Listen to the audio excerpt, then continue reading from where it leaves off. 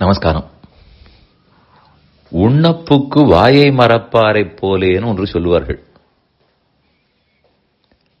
சாப்பிடுவதற்காக சென்றேன். ஆனால் சாப்பிடுவதற்கு மிக அத்தியாவசியமான வாயை மறந்து வைத்து விட்டேன். வாயை மறந்து வீட்டிலேயே வைத்துவிட்டு வந்தேன். அதுதான் உண்ணப்புக்கு. சாப்பிடத் தொடங்கி அதற்காக வந்து வாயை மறப்பார். வாயை மறந்து விட்டால் அப்படி கூட நடக்குமா? ஒருத்தர் போகும்போது வாயோடு தானே போக முடியும், உண்மை. ஆனால் இது எதற்காக சொல்லுகிறார்கள் என்றால்,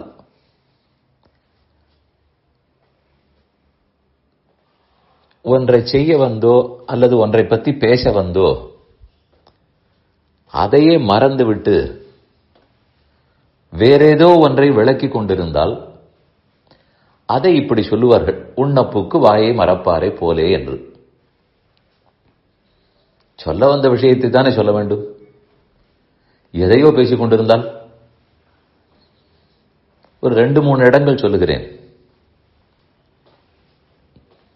ராமனையும் லக்ஷ்மணனையும் கூட்டிக் கொண்டு விஸ்வாமித்திரர் வருகிறார். தன்னுடைய யாகத்தை காப்பாற்றி கொடுக்க வேணும், அதற்கு உன் பிள்ளைகளை அனுப்புன்னு தசரதனிடத்தில் கேட்டார்.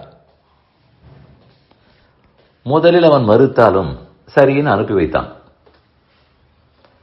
விஸ்வாமித்திரர் அழைத்துக் கொண்டு வந்தார். சிறுவர்கள் தானே, 12 வயசு. அதனால் காலை 4 மணிக்கு பிரம்ம முகூர்த்தம் வந்தும் அவர்கள் எழுந்திருக்காமல் ராமரும் லக்ஷ்மணனும் தூங்கிக் கொண்டிருந்தார்கள். எழுப்புவதற்காக விஸ்வாமித்திரர் கூப்பிட்டார். அப்ப பிறந்த ஸ்லோகம்தான் கௌசல்யா சுப்ரஜாராம பூர்வா சந்தியா பிரவர்த்ததே. உத்திஷ்ட, எழுந்திரு.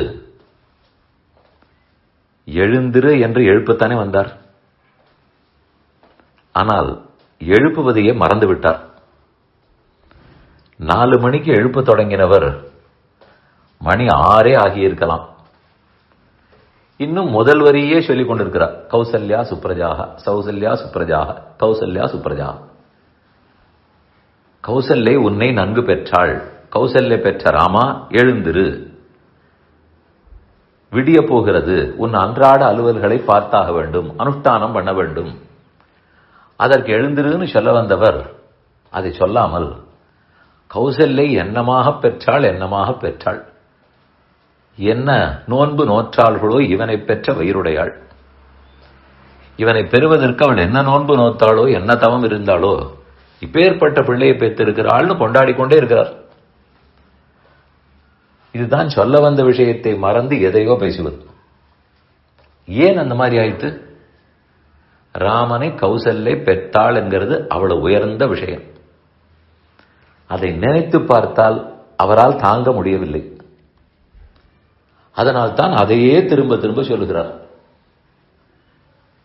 இன்னொரு இடம், சீதை ஹனுமானிடத்தில் செய்தி கூறினாள். அசோகவனத்தில் சந்தித்து சொன்னாள், நீ போய் ராமனிடத்தில் நான் சொன்ன செய்தியை சொல்லு.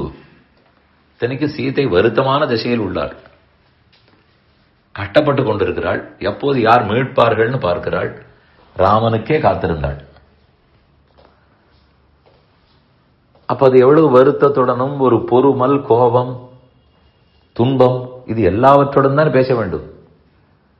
அப்போ அவள் சொன்னது, கௌசல்யா லோகபர்த்தாரம் சுஷுவேயம் மனஸ்வினி தம் அமார்த்தே சுகம் பிருச்ச சிரசாச்ச அபிவாதய.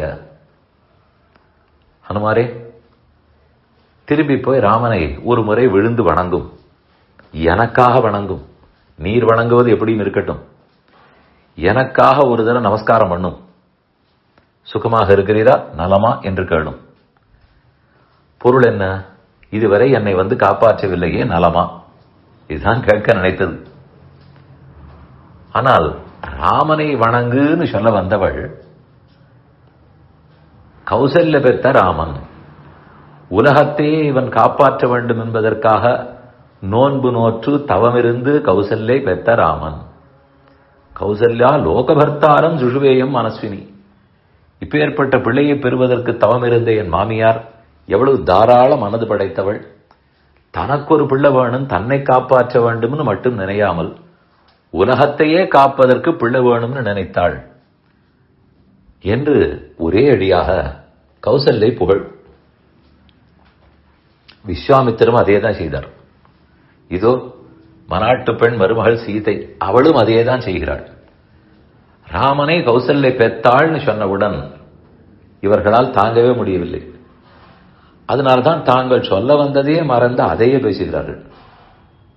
ராமனை நினைத்தால் அப்படித்தான் பொருள் இருக்கிறது, கௌசல்யை நினைத்தால் அப்படித்தான்.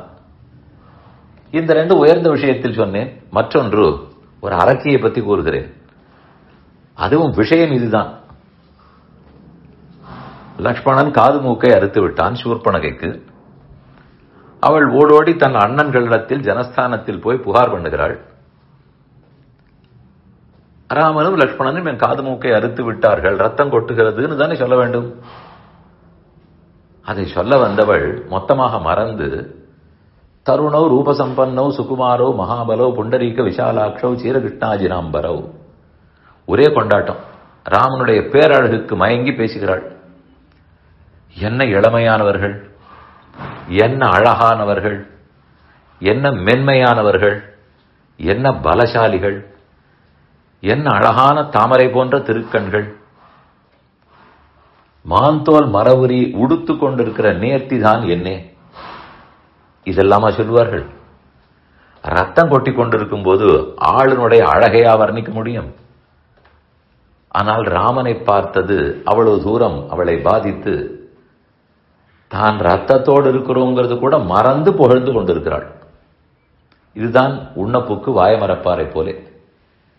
கடைசியில் ஜனஸ்தானத்து அரக்கர்கள் கேட்டார்கள், பெண்ணே காது மூக்க காணோமே, ரத்தம் கொட்டுகிறது, யாரையோ கொண்டாடி கொண்டிருக்கிறாயே என்னன்னு கேட்டனர். ஓ, மறந்தே போய்விட்டேன், அந்த பேரழகர்கள் தான் என்னை இப்படி வெட்டி விட்டார்கள் என்று முடித்து விட்டாள். இப்படி யாராக இருந்தாலும் ராமனிடத்தில் ஈடுபடுகிறார்கள். உண்ணப்புக்கு வாய மறப்பார்கள். இந்த விஷயத்தில் அது தவறே இல்லை, தாராளமாக மறக்கலாம்.